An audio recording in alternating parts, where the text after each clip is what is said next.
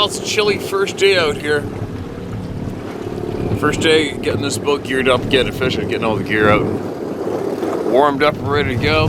And I promised the other day, I was hoping the other day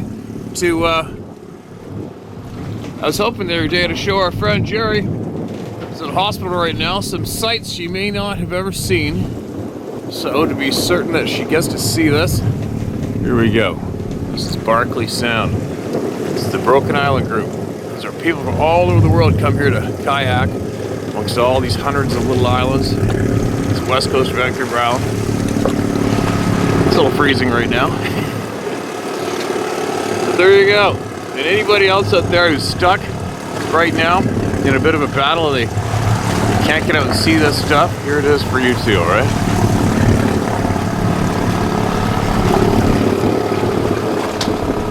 Not too many people out here yet. Early season. Got a good time to get the boat going. Some of my good friends right there doing the same thing. His boat. And there we are.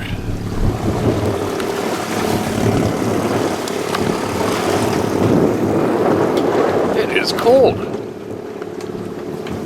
But anyway, there you go. Maybe I'll be able to catch a fish for dinner tonight. And sometime today, maybe tomorrow I'm gonna head back and I'm gonna hit the river. See if I can't get that perfect underwater video clip of a steelhead. And then get a whole pile more voices heard. There's a shit pile in line, I'll tell you what. There's probably a shit pile of people in line to try to get a whole pile of truths out now today. Not just on this topic, many others, right? As all the good people finally are banding together and fighting back against the controlling, filthy, dirty pricks. There you go, I'll be back shortly, unless I fall off the boat.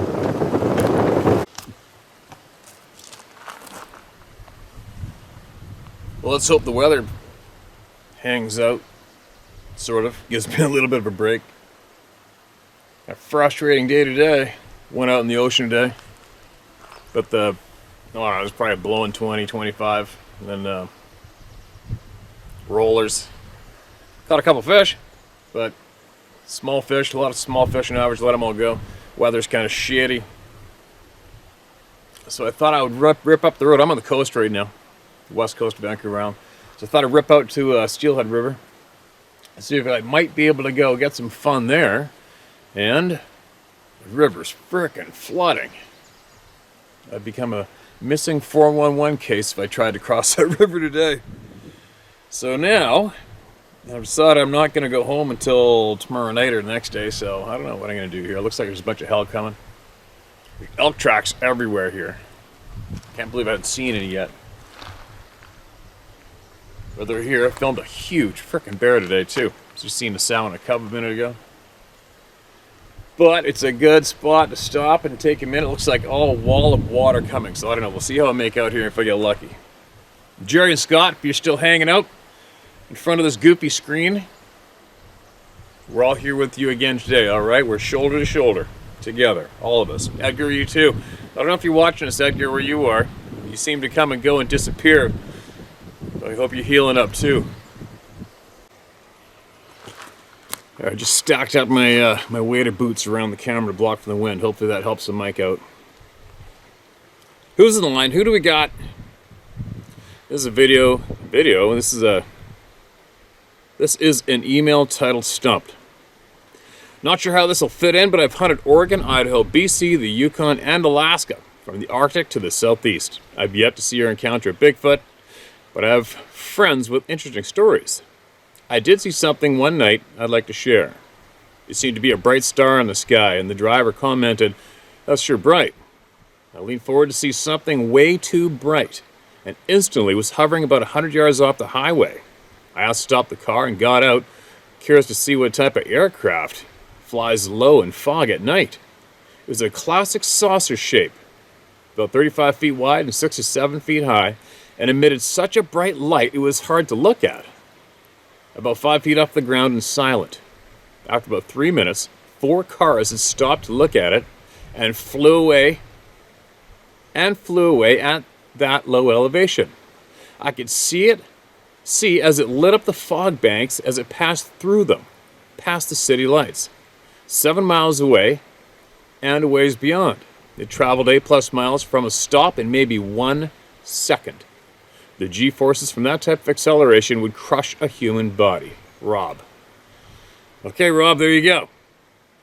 That's a different kind of club of no return, but because you've seen that, how many times have you seen that in all your travels and all the different places you've hunted? Never, right? All of a sudden, bam, there it is in your face. That is the absolute equivalent of all of a sudden one day you may be somewhere and bam, here's this great big tall stinky hairy thing staring at you in the forest. It looks like a man. That's how it happens. It happens just like how that happened to you. Exact same thing. You've been what? How long have you been alive? By all those hunts you've described, I'm guessing you're probably 50 plus. I would guess. All those hunts, all that life you've lived, and you've never seen a flying saucer in front of your face ever once before. Heard about them all your life. Didn't know what to make of it. Bam, you got fed that steak right in your face and you didn't even ask for it. Right?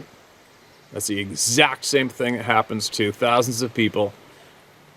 Tens of thousands, hundreds of thousands, possibly, I guess, around the globe. They see these hairy people, right? These hairy, large-ass frickin' people who live in the middle of nowhere. And right next to us. I've seen some goofy things in the sky. I haven't seen anything up that close. I don't crave it. Do I believe it? Of course I do. You'd have to be I won't start insulting, but you're going to be very, very mentally challenged if you cannot listen to the eyewitness testimony of tens of hundreds of thousands of human beings who didn't ask to see this shit, right? Anyways, Rob, thanks for sending that in. Although I'm not looking for people to send in UFO stories. There's far too many of them. It's too common. And now the sleazy control pricks we also call the government have alluded to the fact that the UFOs are real today. There it is, my first fish. The boat works. Come on up to the camera. Oh, there he is. Not a big one. That's the very first fish. There we go. This one's called Grandpa's Fellow Log Truck Driver. Howdy, Stephen. I was 14 years old. My folks and I went to Yavolt. Okay, here's another one. Now I'm going to sound like that crotchety old guy. It's spelled Y-A-C-O-L-T, but it's pronounced Yavolt. Well, why don't they spell it that way? All right, moving along. Yavolt, Washington, to visit my grandparents. We're all gathered in and around the kitchen, everybody talking to somebody. Several were dunking freshly baked and buttered bread into fresh perk coffee. Even my grandparents' dog, Peggy, was guaranteed to be included in the showering of attention.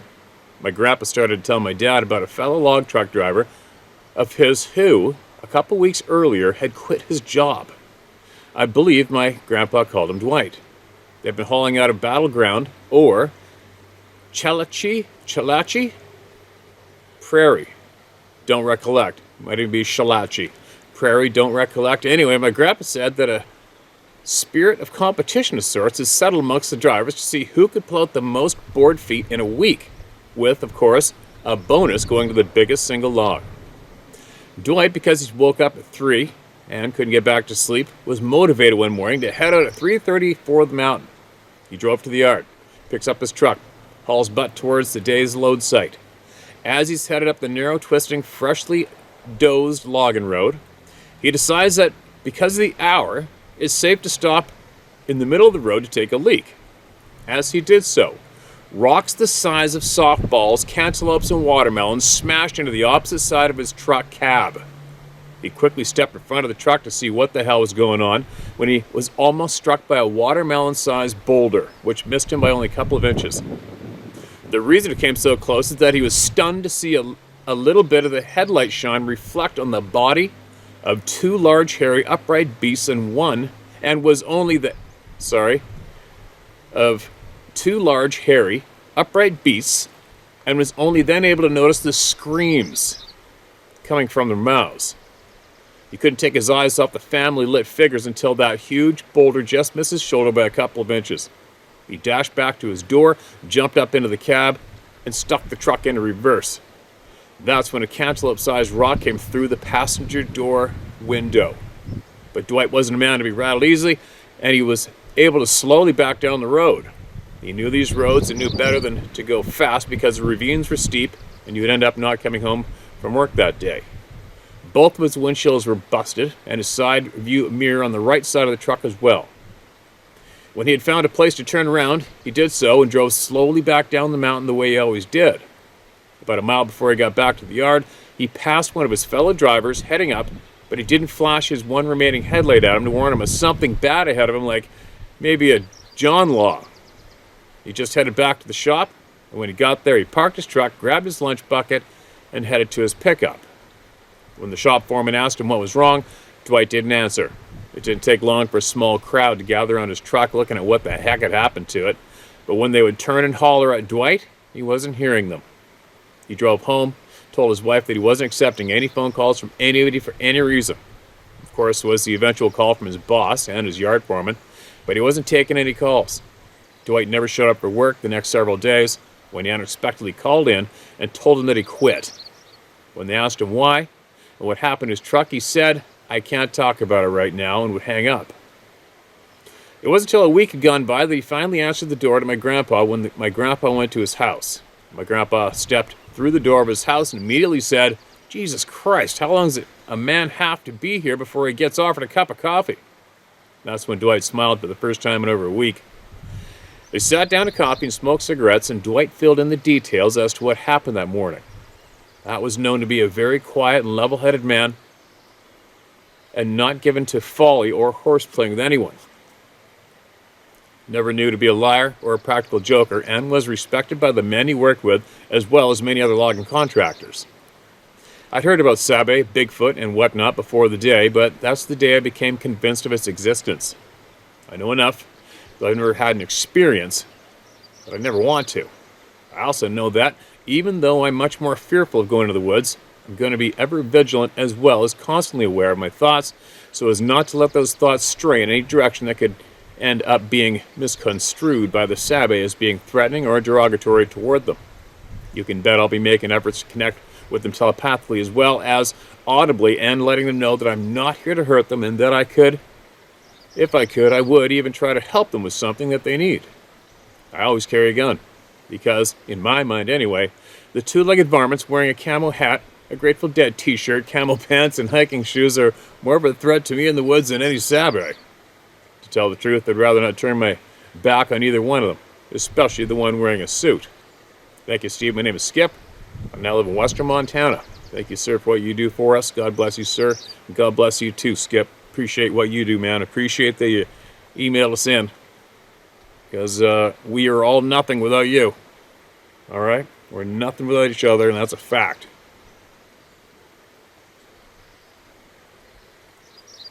More people inducted into the Club of No Return. Didn't ask for it. Wish they hadn't, without a doubt. So you travel that way. About, I don't know. If I had to guess, probably about, you go 10 kilometers that way. And that's borderline where it gets into what I consider a freaking hotbed from hell. When it comes to people having these experiences, just right over here. And everywhere around me. Sporadic, but you really want to get into it, you go that way 10 kilometers. And then for the next 30, 40 kilometers after that, that whole zone. From there to the beach. The Walbrand and Carmana. National parks, right? National parks.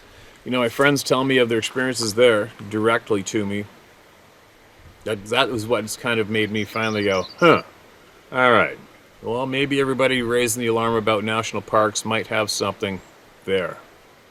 Right? It just might be a direct link between the two. Intentionally. That's what I'm saying. Because just because it's a national park doesn't mean there isn't any humans in there. Human beings seem to flock to national parks, although they don't normally go deep into them. They're too big. The average person always stays on the man-made trails. Right? Which I'm grateful for, because it keeps the majority of those people out of my zones. because I don't use parks. I don't use park trails myself, but anyway, let's get another one shared. It looks like I'm going to get away with the weather here. No rocks are being thrown at me from above in the timbers. That's a good thing. This is titled Stranger Than Fiction. Dear Steve, we know due to mitochondrial DNA that we are related to Sabe. However, it may be completely reversed than a lot of viewers are voicing. We, I believe, are the hybrids of Sabe. First Nations people have called them the Elder Tribe. A lot of people feel the need to fit things into the belief system we were told as a child. If you look into the Sumerian texts, the clues are all there. The Bible is based on these texts. Abraham was from Ur, which is one of the Sumerian city-states. Superior beings, powerful but flawed beings, and not the prime creator of the universe, created us as a slave race from these beings already on the planet. We're a dumbed-down, smaller, easily controlled, almost hairless version of the old man of the forest. The Tao Te Ching states, pronounced Dao Di Jing. There we go again. Why don't they spell it the way it says? It sounds. Kidding. Pronounced Dao Di Jing, and I am paraphrasing. When an superior man hears the way, he immediately implements it in his life. When a normal man hears the way, he considers it. When an inferior man hears the way, he laughs out loud. It could not be the way, i.e. the truth, i.e. the Tao, without the laughter. This may be a puzzle for some, if you're willing to research honestly. You guy. Okay, man. Appreciate it. I like the way that sounded in the last sentence. Let me read that again for anybody who didn't pick up on that one. When a superior man hears the way, he immediately implements it into his life. When a normal man hears the way, he considers it. When an inferior man hears the way, he laughs out loud. Hit that nail on the head. Right? The laughing ones, I feel bad for the people to laugh. When your reaction is to laugh at new knowledge, you're in a real, sad, lonely place, in a place of no escape. Maybe. Unless you can really pull it together and get out of there. Alright. This one's titled A Funny Story. This is my Uncle AC's story. Now, he was small in stature, but a mountain of a man, decorated Vietnam vet, and a sneeze.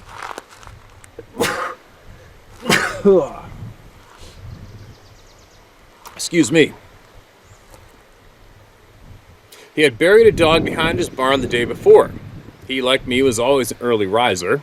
He's on his porch drinking coffee when he saw what he thought was a wild hog.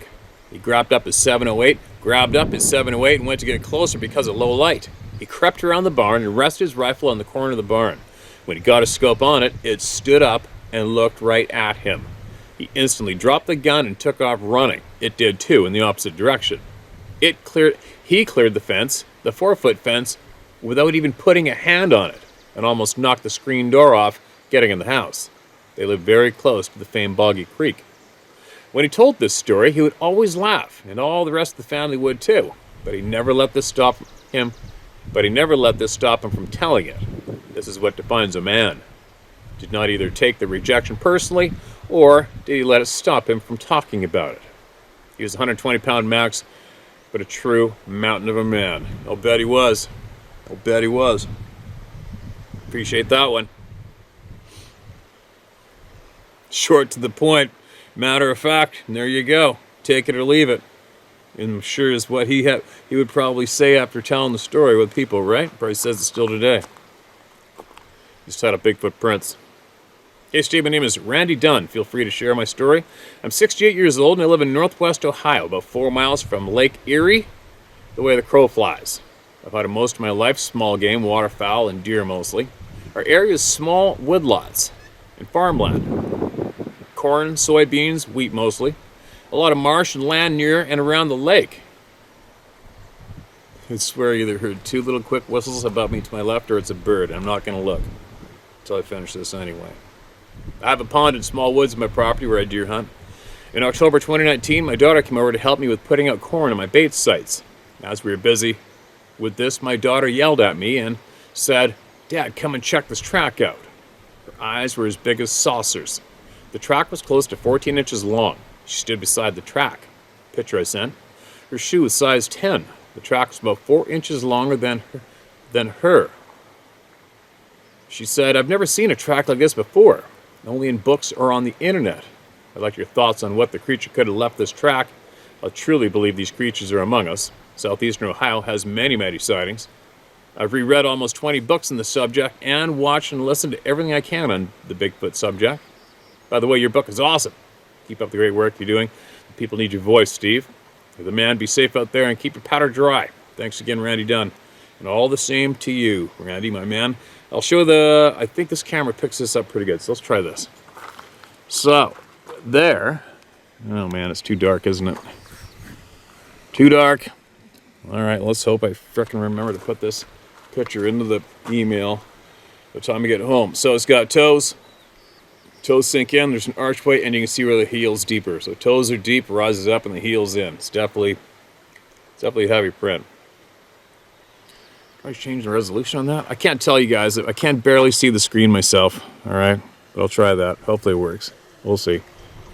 What it boils down to, it's another track. I'm looking at tracks right now in that mud, dirt, bear tracks. I can't not ever stop and I can't not stop and look for tracks every time I see soft soil. It's just out of habit. I mean, we should do that for days and days and days on end to get paid to do it. Right? It's just a natural thing to do now. But there's another one. Yeah, I hope this frickin' river drains out enough for me to go give it a go before I get home. And it's not about catching a steelhead out. I'm starting to really figure out how I can get the camera to get a real cool video. Like, I'm trying to get the best frickin' wild steelhead underwater live video that I can. And what I think where I've been screwing up is I send the camera straight 90 degrees down the river.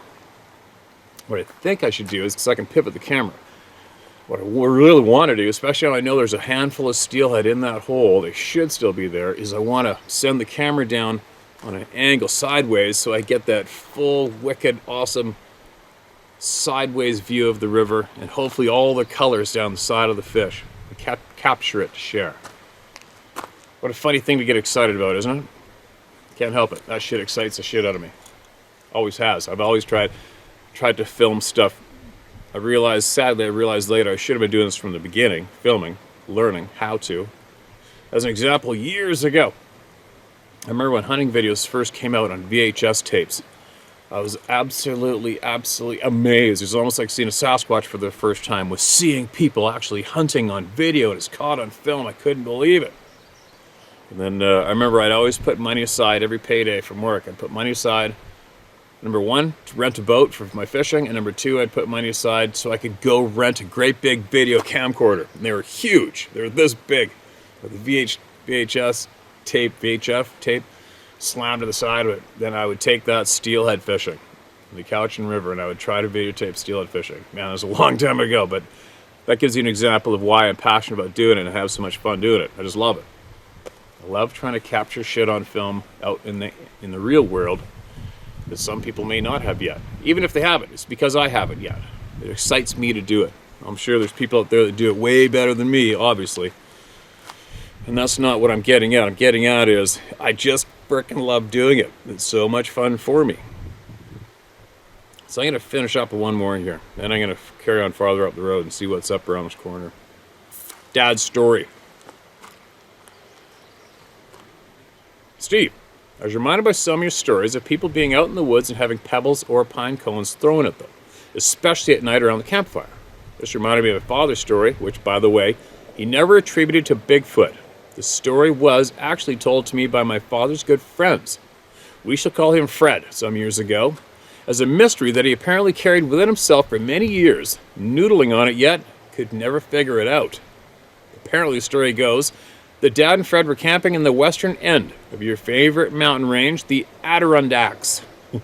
Adirondacks of northern New York State in the late 60s or early 70s, before I was on the scene. The area in question has so many Sasquatch sightings and is in the vicinity of where I also had a sighting of a strange being swimming in the lake many years later. Recall 7 Adirondack Bigfoot sightings from about 2020 that I sent in and that you read on your channel. They were there fishing for bass and perch. The lake is located in the wilderness area east of Watertown, New York, and in amongst the many, many other Adirondack lakes and swamps that reside there. You must hike in this area and cannot drive to it. The huge tract of forever wild state land, the abundance of the watershed, the raw wilderness, plus thousands of American black bear, white-tailed deer, and now moose reintroduced by the NYS, combined with decreasing hunting pressure, plus the abandoned garnet and cobalt mines from 100 years ago make for perfect Sasquatch territory in upstate New York. I still hear about crazy stories coming from up there concerning gun battles, stolen livestock, and smashed up properties to this very day, involving the Bigfoot living in the area. I have no doubt about it.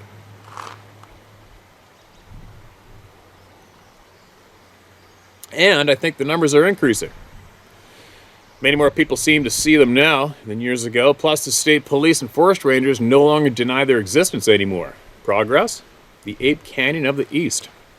Anyway, when nighttime came around, they had pulled the old aluminum John boat they had wrestled into the lake years before up onto the small clearing where they're going to sleep and wedged it against a tree as a rudimentary shelter. This is before the days of lightweight nylon tents. And that being plus my father's exceeding cheapness means they used the boat as a lean-to with some plastic draped over the side in case it rained. Never mind the mosquitoes and bugs all night long. After the first time experiencing these accommodations in my teens, I promptly went out and bought a Eureka Timberline 2 with my lawn mowing money, which I slept in henceforth. Fred told me that around 2 a.m. they heard teenagers talking nearby. But they could not make out what they were saying. It didn't seem like English, he reckoned. And a short time later, small pebbles began to ping off the side of the aluminum boat until they sat up, shined their weak flashlight in the direction where the voices came from. There was nobody there. This went on for about 30 minutes until they became too sleepy to stay awake and drifted off to sleep. The next morning, they ventured the 30 feet or so into the nearby wood line, which is below grade, a perfect ambush area from where they had slept to look for any evidence of the nighttime antagonists, but found nothing in the thick pine duff, not even any pebbles. Since most of the rock in the area is glacial carved granite, left over from when the Ice Age receded from North America, the pebbles must have been carried in by the pebble pingers, as there was nothing but huge boulders otherwise. Good thing for Dad that the pebble pests were not in a bad mood. Neither one of the two men ever came to the conclusion that it was anything other than some weird farm kids having some fun at their expense. They're both still very skeptical about the existence of Bigfoot, and I've never broached the idea that it might have been the forest people who were playing the tricks on them all those years ago. But I suspect it was. Yeah, if I had to put some money down, I'd bet it was for sure. Right? The shit's always going down. Man, there's elk tracks everywhere. Everywhere here.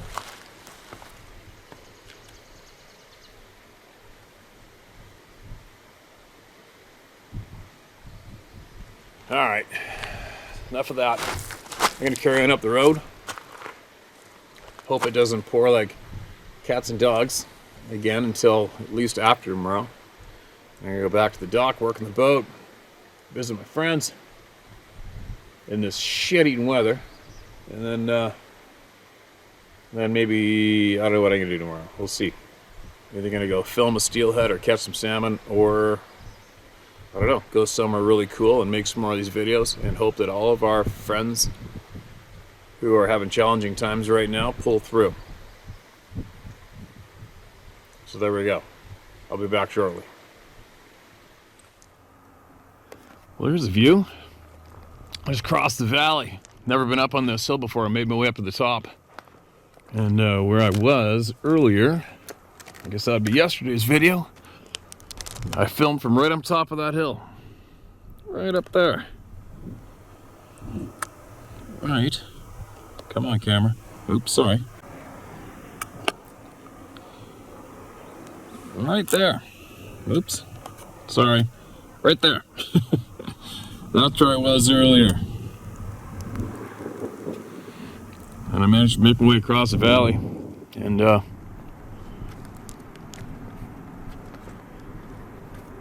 never been up here before, but check it out. You actually see the ocean out there. Barkley Sound.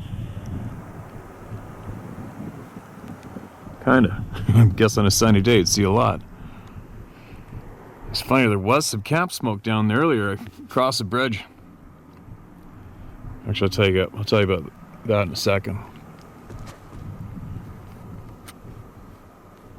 Here's where I am. Let's get this camera set up. And I'll fill you in. Alright, I don't know if this is going to work or not.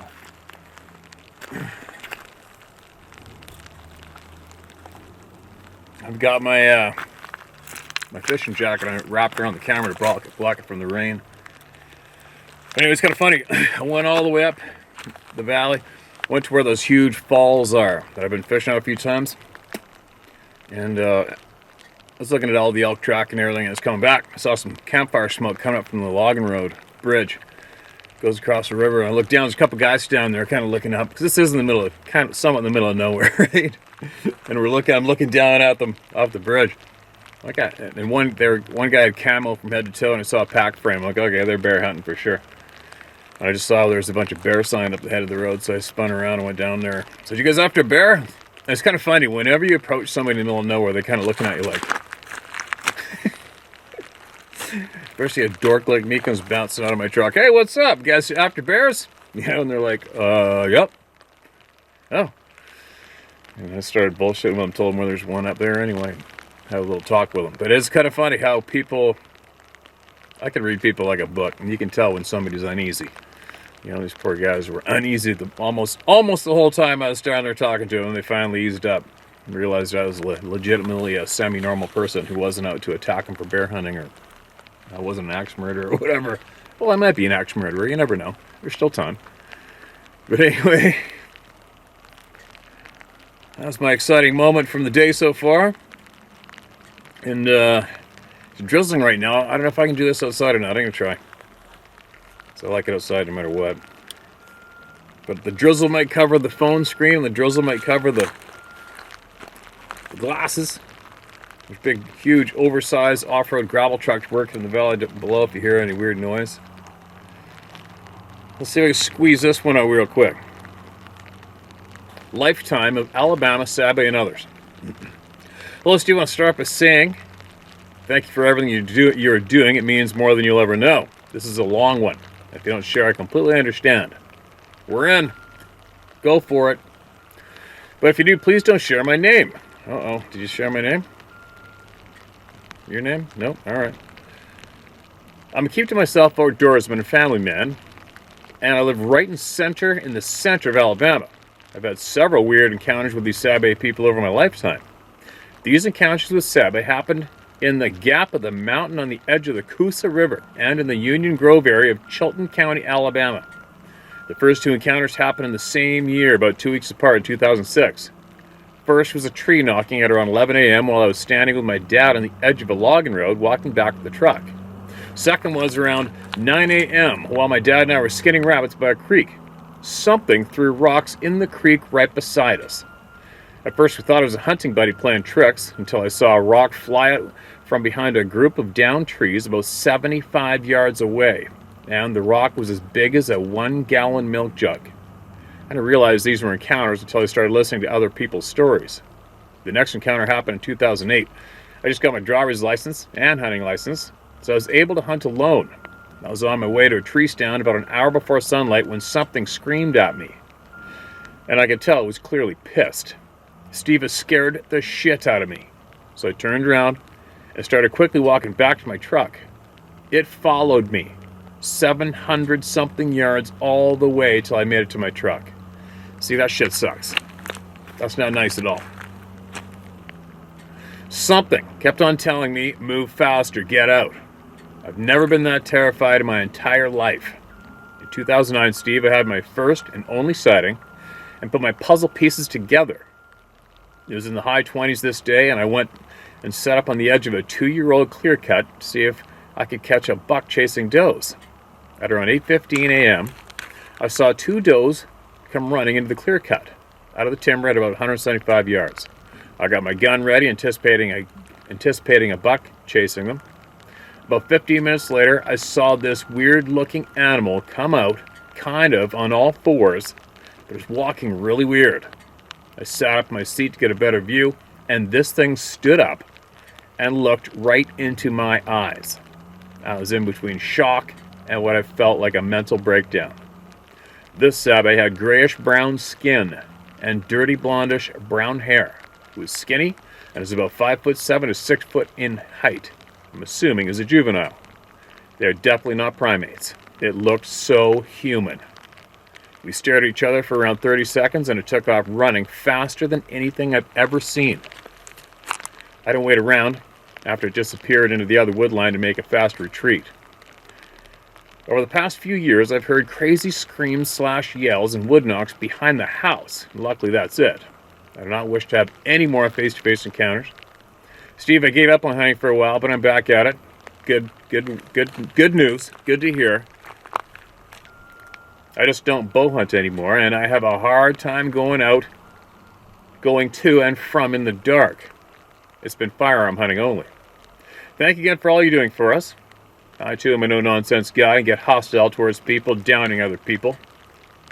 So therefore, it's easier to type this out than talk about it. Good luck hunting and fishing. Stay safe, brother. Thanks. You too, man. You stay safe, too. And good luck hunting and fishing for you, too. And, Alabama. Hold on, I'm just trying to find another one here real quick. You know, I was with a buddy of mine in Alabama near Greene County. We were talking to a man he hired to come and trap on his hunting property. He's trapping raccoons and beaver. They're all over the place.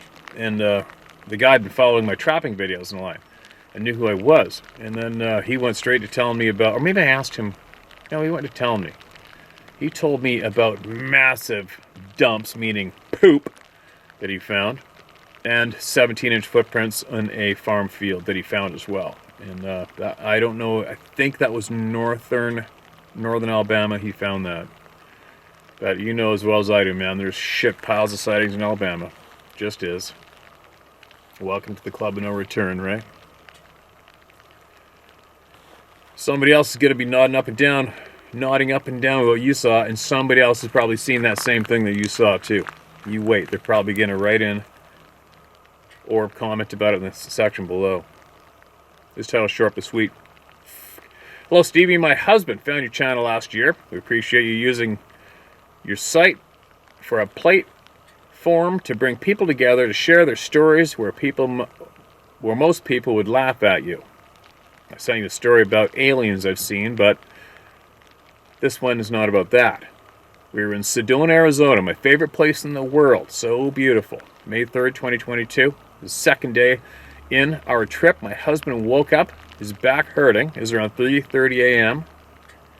I got up to see if there's anything I can do. He was sitting in the chair by the sliding glass door in the timeshare. I opened the slider and stuck my head out and said, "Good morning, Sedona."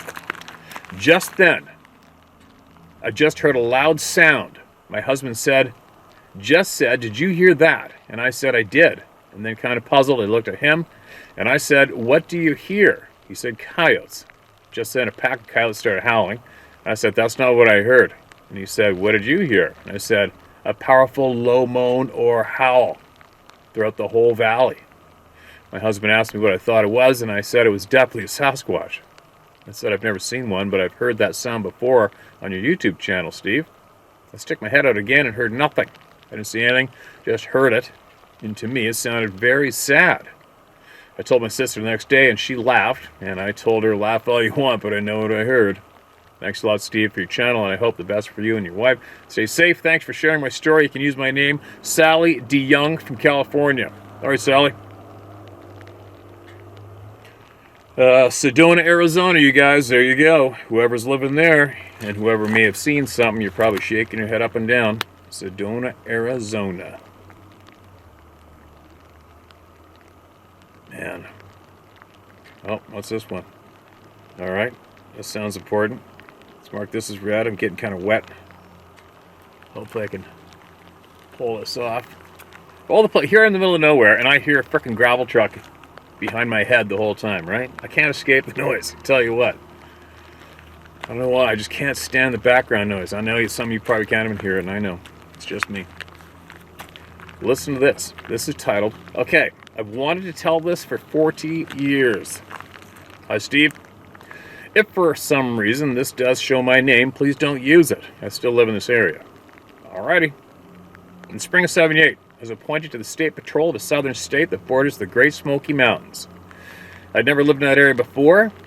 I was assigned there, and I was a young man in my 20s. In those days, you got 6 weeks of academy and gun and ticket book. You'd ride with a senior trooper for a while, and then you were set loose to make it or get fired. We'd worked a bad accident near the national park one afternoon into evening. 3 fatalities were involved. That sucks. I had help from a senior trooper, who we'll call John. John was old school. Nothing fazed him. Solid as a rock and easygoing. He'd probably been a trooper when I was born. As we waited for the wreckers to show up, he pulled out a cigar, lit it, and then sat back on the hood of my big Plymouth Fury. We were talking and looking around when this terrible smell came out on us.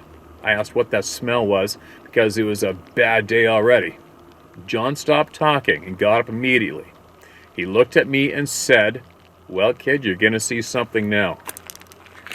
John walked around the cruiser, reached in and pulled out an 870 pump shotgun. I got one of those. And handed it to me with a serious look. He said, "You watch the tree line right there," and pointed out a spot. As I watched the tree line, I heard him open up the truck, and next thing I knew, he was standing beside me loading a snail drum on a Thompson machine gun. I'd seen one at the academy, but had no experience with that at all. That would change very soon. About 50 yards away, I saw what appeared to be an upright bipedal figure step from behind the tree line. This thing was huge. It had been over 8 feet tall. I measured the sapling the next day near the spot, and it measured 7.5 feet, and this thing was taller than that. It was covered in reddish fur and had no neck at all. Its chest was massive, and I can only guess that it had to be 700 or 800 pounds. It let out a roar like I've never heard before or since, and John pulled the bolt back on the Thompson. In an even voice, he said, "If that thing charges us, I'm emptying this out on him, and you do the same." At that point, I decided, yes, me too, and racked a shell into the 870. The creature looked at us as if he was picking out lunch and started to move forwards some, at which point John cut loose with about a 5-round burst over its head. The creature then turned and ran back into the woods as fast as I've ever seen anything that big move. I really don't think we could have stopped it with that firepower we had. We had no comms other than the cruiser radio, and not another trooper was within 40 miles of us. I was stunned. I'd hunted some as a boy, but Jesus, this was off the wall. I took up cigar smoking that night, and yes, some drinks were involved too. John talked to a senior sergeant that worked for. I was out of the conversation. I was then told to take a few days off with pay. I didn't know how to deal with this, and was on my own in those days. He never said anything people would think you were nuts, and I was a rookie to boot, so I just kept it in. I would never tell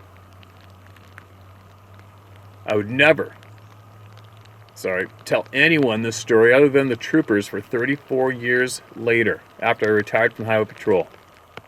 On a back note, I asked John where in the world he got a Thompson Center machine gun. He said, "Well, the ones of us who have seen those things get issued them." I thought, okay, whatever. Maybe that was true, and maybe it wasn't. About a month after the encounter, we were at a backyard barbecue the district captain had suddenly thrown out of the blue. There's no punctuation. A little bit missing, I mean. I showed up to eat, but he was working that day, so I was uniformed and in my Plymouth Cruiser. After I ate, I was called inside where the major and 2 other district captains were playing cards. John, my senior trooper, my sergeant, and lieutenant were also present in that room. I thought, oh shit, this ain't good. Our captain walked over and sat a large black case on the floor in front of me. The case had a large red cross on it like it was a med kit, but it wasn't. The captain looked at me and asked, "Well, Trooper, you saw it, didn't you?"